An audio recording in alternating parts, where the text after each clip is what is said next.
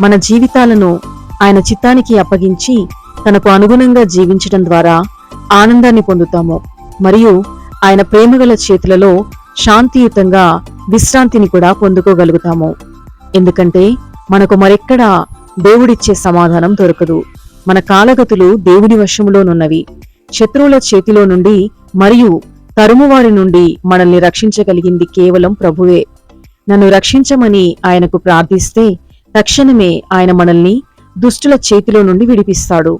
ఆపత్కాలంలో ఆయన నమ్ముకొనదగిన సహాయకుడు. మన కాలగతులు ఆయన వశములోనే ఉన్నవి. మన జీవితంలో ఎదురయ్యే ప్రతి ఒడుదుడుకులలో దేవుణ్ణి ఆశ్రయిస్తే తప్పక మేలులనే పొందుతాము. ఎందుకంటే మన ఓటమిని గెలుపుగా మార్చగల గొప్ప దేవుడు యేసుక్రీస్తు ప్రభువు. నమ్మితే ఆయన మహిమను తప్పక చూస్తాము. అట్టి కృప ప్రభువు మనలో ప్రతి ఒక్కరికి దయచేయునుగాక. ప్రార్థన.